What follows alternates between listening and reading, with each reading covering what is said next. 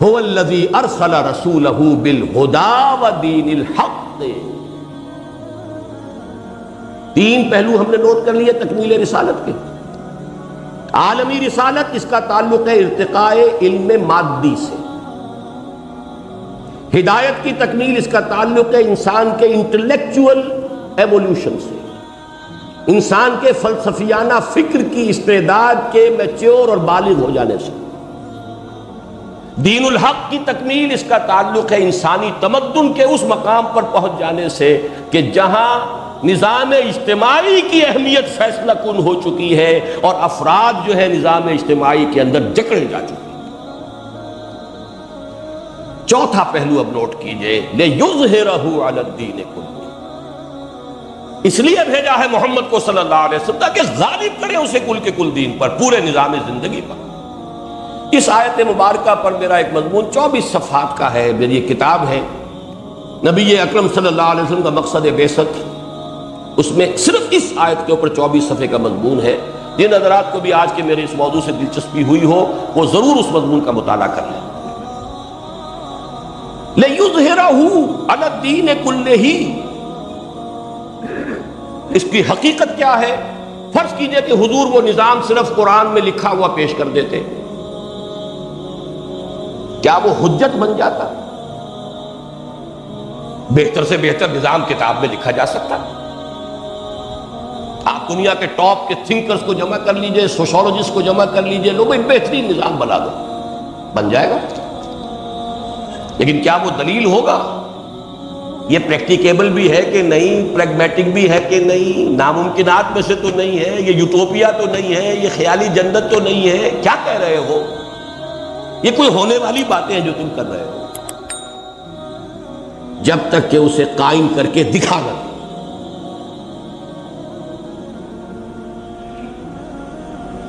آپ کو معلوم ہے افلاطون نے کتاب لکھی تھی ریپبلک، اور کتاب کتنی زوردار ہوگی جو آج تک زندہ ہے. حضرت مسیح علیہ السلام سے 300-400 قبل کی کتاب ریپبلک، ایک خاص نقشہ پیش کیا. آج تک دنیا میں وہ نقشہ کہیں قائم ہی نہیں ہوا، لہذا وہ اب ایک خواب ہے، یوٹوپیا ہے، خیالی جنت ہے، اس کے سوا کچھ نہیں. اگر بہترین نظام نظری طور پر ایک کتاب کی شکل میں دے بھی دیا جاتا، آج بھی لوگ کہتے ہیں اجی کوئی دستور کوئی لکھا ہے، مرتب کیا، فائدہ کیا ہوتا؟ اصل سوال یہ ہے کہ the will to implement it is that present. کیا کلیکٹیو لیول پر اس ملک میں، اس معاشرے میں وہ عزم موجود ہے؟ کیا افراد میں وہ عزم نظر آ رہا ہے کہ انہیں شریعت پر عمل کرنا ہے؟ بہرحال یہ مسئلہ میں نہیں چاہتا کہ کسی اور طرف زیادہ نکل جائے. تو یہاں اس موضوع سے متعلق اس کا پہلو کیا ہے کہ جب تک، اور یہ نوٹ کر لیجئے، اس میں رسالت کا اصل مقصد اتمام حجت ہوتا ہے. سورہ نساء کی آیت بڑی اہم ہے، رسلا مبشرین و منذرین لئلا یکون للناس علی اللہ حجۃ بعد الرسل. رسولوں کو ہم نے مبشر اور نذیر بنا کر بھیجا تاکہ ان کے بعد لوگوں کے پاس کوئی حجت باقی نہ رہ جائے. اے اللہ ہمیں پتہ نہیں تھا، اے اللہ ہمیں کسی نے بتایا ہی نہیں، اے اللہ تیرا پیغام ہم تک پہنچا ہی نہیں. تو حجت ہو گئی کہ نہیں؟ لئلا یکون للناس علی اللہ حجۃ بعد الرسل. رسولوں کے آنے کے بعد کوئی حجت باقی نہ رہے، اتمام ہو جائے حجت کا. یہ اتمام حجت دین حق کے ضمن میں نہیں ہو سکتا جب تک کہ اس کا نمونہ پیش نہ کر دیا. لہذا محمد الرسول اللہ کی بعثت کا مقصد قرار پایا لِيُظْهِرَهُ عَلَى الدِّينِ كُلِّهِ، تاکہ اسے غالب کریں، قائم کریں، نافذ کریں، اسے چلتا ہوا دکھائیں. اگر خلافت راشدہ بالفعل نہ ہوتی تو حضور کی حدیث سید القوم خادمہم ایک بڑا اچھا شعر نظر آتی. ہاں شعر تو بڑا اچھا تھا، بہت اچھی بات. کیا کہنے اس آئیڈیا کے، قوم کا سردار تو اس کا خادم ہوتا ہے یا ہونا چاہیے، بہت اچھی بات ہے، پریکٹیکیبل بھی ہے، ممکن بھی ہے. ابو بکر اور عمر کو دیکھ لو، ممکن ہے یا نہیں؟ کر کے دکھایا کہ نہیں؟ جس کے نام سے قیصر و کسریٰ کے دربار تھرا رہے ہیں اور اس کے کپڑوں پر پیبند لگا ہوا ہے، اسی کٹیا میں رہ رہا ہے، اپنے کندھے پر اٹھا کر راشن کا بوجھ لے کر گیا ہے اس بدو کے خیمے کے اندر، جس کی بیوی جو ہے وہ وضع حمل کی تکلیف میں تھی۔ کہیں خیمہ لگا ہوا ہے، رات کو کہیں گشت کرتے ہوئے نظر آیا، وہاں معلوم ہوا کہ ایک بدو ہے، خیمے میں ہے، کوئی عورت اٹینڈ کرنے کے لیے موجود نہیں ہے، کھانے پینے کو کچھ موجود نہیں، گھر گئے ہیں، اپنی اہلیہ کو لے کر گئے دایا گیری کے لیے، اور گھر سے لیا سارا سامان کندھے پر لادا ہے، اور خادم نے کہا کہ حضور میں چلتا ہوں آپ کے ساتھ، فرمایا قیامت کے دن تم میرا بوجھ نہیں اٹھا سکو گے۔ اب یہ اگر واقعات نہ ہوتے تو سید القوم خادم ہوں، شعر تو بڑا اچھا کہا ہے محمد نے صلی اللہ علیہ وسلم سے، کیا شک ہے، بڑی اچھی بات کہی، لیکن یہ خیالی باتیں ہیں، انہونی باتیں ہیں، ناممکنات میں سے قائم کر کے دکھایا، خادموں کی مثالیں پیش کر کے دکھایا۔ لِيُظْهِرَهُ عَلَى الدِّينِ كُلِّهِ نہ ہوتا تو اتمام حجت نہیں ہو سکتی، نظام قائم کر کے دکھایا۔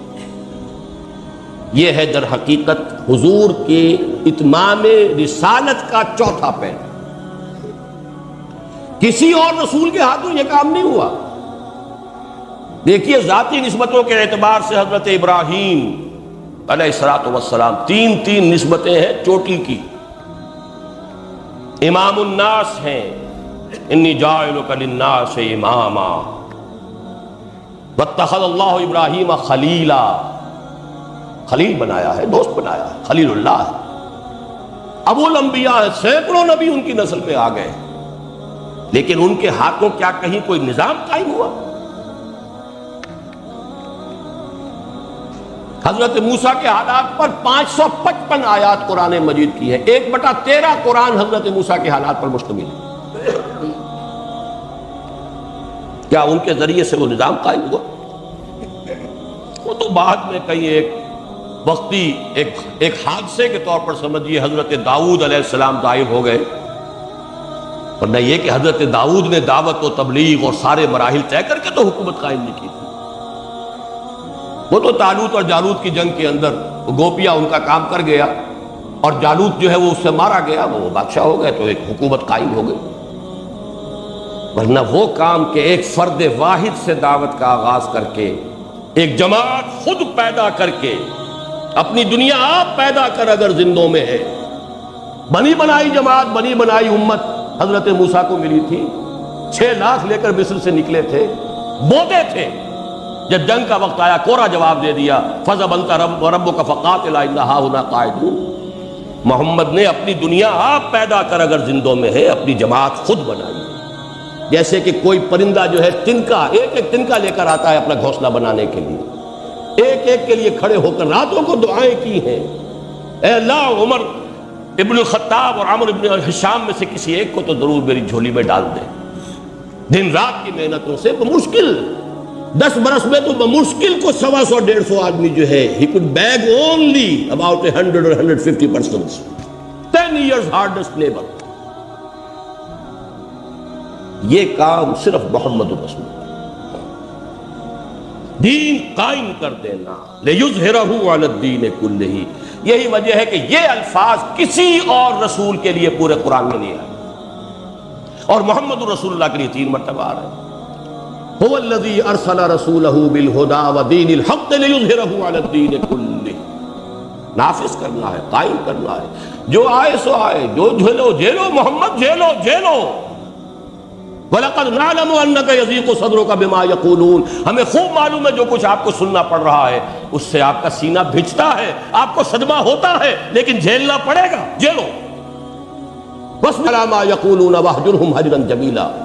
برداشت کرو، جھیلو، جو کچھ یہ کہہ رہے ہیں برداشت کرو، سنو، کرنا ہے یہ کام، لِيُظْهِرَهُ عَلَى الدِّينِ كُلِّهِ، تاکہ غالب کرے اسے کل کے کل۔ اتمام حجت اگر رسالت کا مقصد ہے تو یہ مقصد رسالت بتمام و کمال پورا ہوا ہے صرف محمد رسول اللہ کے ذریعے سے۔ 4 پہلو آ گئے اتمام حجت کے، تکمیل رسالت کے، علاقائی اور قومی رسالت سے بڑھ کر عالمی رسالت،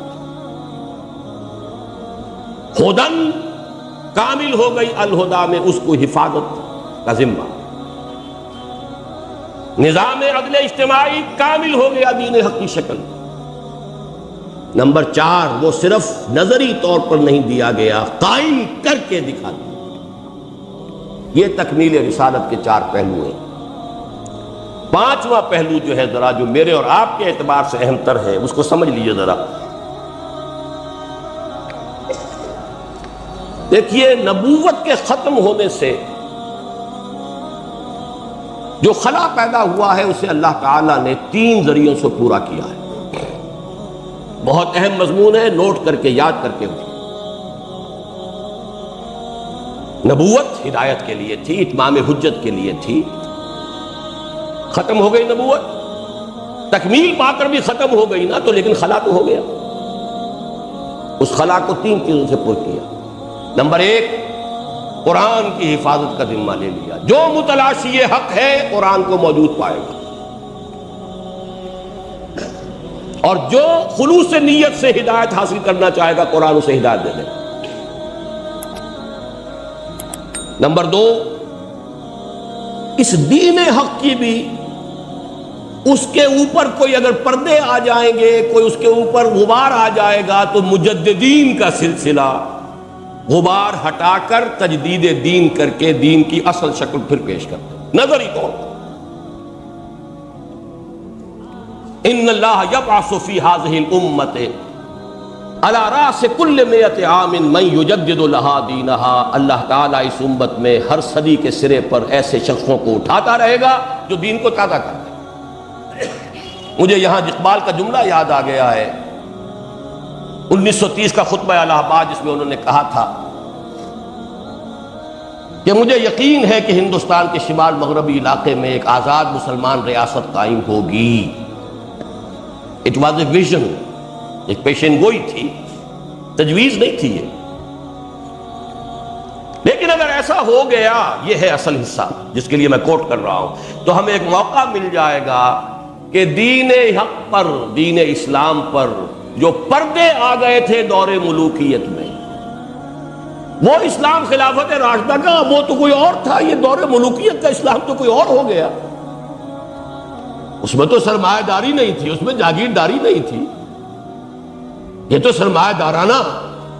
ابلیس نے بھی کہا، جانتا ہوں میں یہ امت حامل قرآن نہیں ہے، وہی سرمایہ داری بندہ مومن کا دین. یہ دین اسلام پر کہاں کاربند ہے، تو سرمایہ داری کے دین پر کاربند ہے.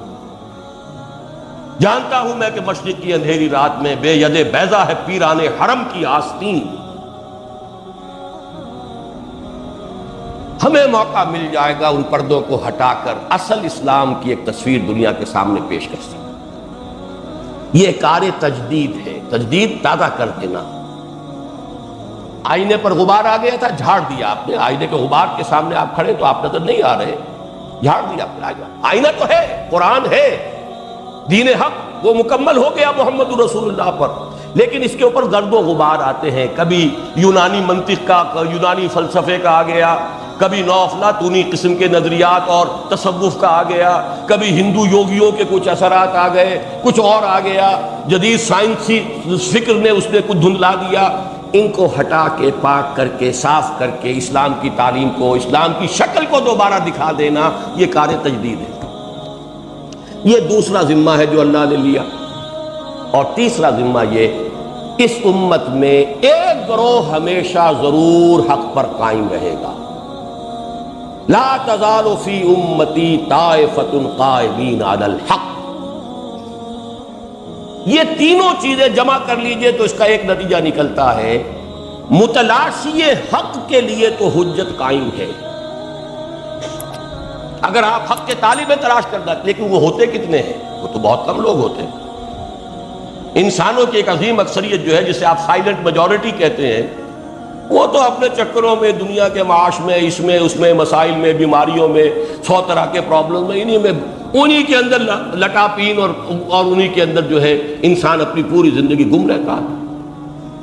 تلاش حق، اس کا کس کی زندگی میں موقع آتا؟ بہت کم. جو ہے اس کے لیے تو حجت قائم ہے، قرآن موجود ہے، جو تلاش کرنا چاہے گا پالے گا، جو اندہ یا بندہ. جو اس کے اوپر کوئی آیا ہے نظریاتی طور پر کوئی گردہ وردہ آیا ہے، وقتاً فوقتاً اللہ مجددین کے ذریعے سے اس کو بھی صاف کرتا رہا ہے، تاکہ یہ نہ ہو کوئی تلاش کرنا چاہے تو ملے ہی نہ اسے۔ اور نمبر 3 یہ کہ انفرادی اعتبار سے، انفرادی شخصیتوں کے اعتبار سے، اور کچھ نہ کوئی ایک گروہی شکل میں بھی کچھ نہ کچھ لوگ ضرور موجود رہیں گے۔ کوئی دنیا اصحاب خیر سے کوئی دور بالکل خالی نہیں رہے گا۔ گویا کہ انفرادی سطح پر اتمام حجت کا تو پورا بندوبست اللہ تعالیٰ نے کر رکھا ہے، صرف ایک شے کی کمی ہے، اور وہ اس اجتماعی اتمام حجت کی کمی ہے کہ پوری دنیا میں جب تک کسی ایک ملک میں آپ وہ نظام دین حق قائم کر کے نہیں دکھاتے، humanity at large will have the right to sue us in the court of Allah subhanahu wa ta'ala۔ اسے حق حاصل ہوگا کہ ہمارے خلاف مقدمہ دائر کرے کہ اللہ ہم نے تو کہیں دیکھا ہی نہیں، یہ تو باتیں ہی باتیں کرتے تھے، پدرم سلطان بود عمر کی بات سناتے تھے، ابو بکر کی سناتے تھے، عثمان کی سناتے تھے، اپنی تو کوئی بات انہوں نے دکھائی نہیں، انہوں نے تو ہمیں کوئی جھلک نہیں دکھائی اس نظام کی۔ یہ بدبخت تو ہم سے نظام مانگتے رہے، ہماری پیروی کرتے رہے، ہم جن کھائیوں میں گرے، جن کنووں میں غرق ہوئے، ان میں یہ غرق ہوئے ہیں، یہ تو ہمارے متبعین تھے، ہمارے پیروکار تھے۔ یہ ہے وہ جرم جس جرم کی سزا آج امت مسلمہ پا رہی ہے۔ مس ریپرزنٹیشن آف اللہ، امت مسلمہ کا کام ہوتا ہے ریپرزنٹ کرنا اللہ کو۔ قانون آپ کے پاس، کتاب آپ کے پاس، سارے نبیوں سے اعلیٰ افضل ہمارا نبی لہک لہک کر گاتے آپ ہیں، تو آپ کے ذمے ہے کہ آپ ریپرزنٹ کریں اسلام کو۔ گاڑی نمبر LOU 5757 سرخ رنگ کرولا، یہ میرا اس وقت کا موضوع نہیں ہے، پچھلے دنوں میں نے پاکستان کے کئی شہروں کا دورہ کر کے خاص اسی موضوع کو کہ یہ ہماری اس وقت کی دی سیڈ پلائٹ آف دی مسلم امہ، 1 بلین سے زیادہ ہے، ہر 5واں انسان دنیا کا مسلمان ہے، کتنا بڑا رقبہ مسلمانوں کے قدمے تلے ہے۔ آج بڑے ذخیرے مسلمانوں کے قدموں تلے ہیں، پھر ذلت ہے، رسوائی ہے، کسنمی پرست کے بھیا کشتی، سارے فیصلے دنیا کے G7 G15 کریں گے، ہماری قسمتوں کے فیصلے بھی وہ چکائیں گے، ہمارے بجٹس کے لیے انسٹرکشن وہاں سے آئیں گی، اب تو ہماری پوری معیشت کو مانیٹر کیا جائے گا، اس لیے کہ آپ مقروض ہیں، IMF کے ہیں، ورلڈ بینک کے ہیں، تو جو بھی آپ کا قرض خواہ ہے اس سے حق حاصل ہے کہ آپ کے اوپر نگرانی کرے پوری۔ یہ کیوں ہے؟ ایک ہی جرم ہے، یہ نہیں ہے کہ اللہ کو کفر پسند ہے اور اسلام ناپسند، یہ نہیں ہے کہ اللہ کو مسلمانوں سے دشمنی ہے اور غیر مسلموں سے اس کی کوئی دوستی ہے، یہ بھی نہیں ہے کہ اللہ ظالم ہے۔ وجہ کیا ہے؟ وجہ یہ ہے کہ جو امت اللہ کے دین کی حامل ہوتی ہے وہ اس کی ریپرزنٹیٹو ہے on this earth, and if it is misrepresenting اللہ تو یہ دوسروں سے بڑھ کر مجرم ہے، کافروں سے بڑھ کر مجرم ہے وہ امت جو امت مسلمہ کہلائے، مدعی ہو امت مسلمہ کہلانے کی، اور اپنے عمل میں غیر مسلموں کا کردار اختیار کرے، وہ اپنے وجود سے رکاوٹ بن جاتی ہے اللہ کے اور اس کے بندوں کے درمیان، وہ دیوار ہے، وہ خزانے کا سانپ ہے۔ خزانے کا سانپ خود فائدہ نہیں اٹھا سکتا خزانے سے، لیکن کسی اور کو بھی نہیں اٹھانے دیتا، پاس نہیں پھٹکنے دیتا۔ ہم وہ خزانے کا سانپ بن گئے ہیں کہ ہمیں دیکھ کر کوئی اسلام سے متنفر ہو سکتا ہے، اسلام کے قریب نہیں آئے۔ یہ ہے وجہ کہ آج کفر، رحمتیں ہیں تیری اغیار کے کاشانوں پر اور برف گرتی ہے تو بیچارے مسلمانوں پر۔ کیوں ہے آخر ایسا؟ کوئی وجہ ہے، کوئی سبب ہے؟ اللہ ظالم نہیں ہے، ما انا بظلام للعبید۔ اس کا اب علاج کیا ہے؟ قائم کرو۔ اس قائم کرو کے حوالے سے اب میں 5ویں بات آپ کو بتا رہا ہوں، آخری بات جو تکمیل رسالت کا اہم ترین مظہر ہے ہمارے اعتبار سے، اور وہ یہ ہے کہ حضور نے اور صحابہ کرام نے جو دین کو قائم کیا تھا وہ معجزوں کے ذریعے قائم نہیں کیا تھا، خالص انسانی سطح پر سٹرگل، محنت، جد و جہد، کوشش، قربانی، تکالیف جھیل کر، مصیبتیں برداشت کر کے کیا تھا۔ کسی قدم پر بھی ہمیں کوئی معجزہ نظر نہیں آتا۔ غزوہ تبوک میں جیش العسرہ 30,000 کا لشکر چل رہا ہے،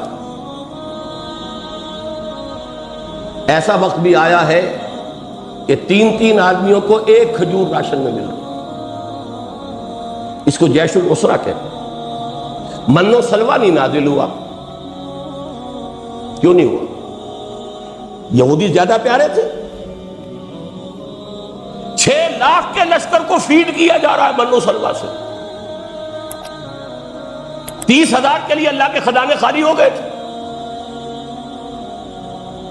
It's a very big question۔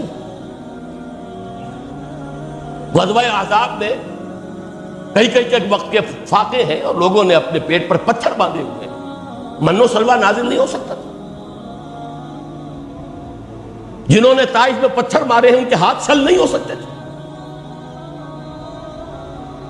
کیا وجہ ہے؟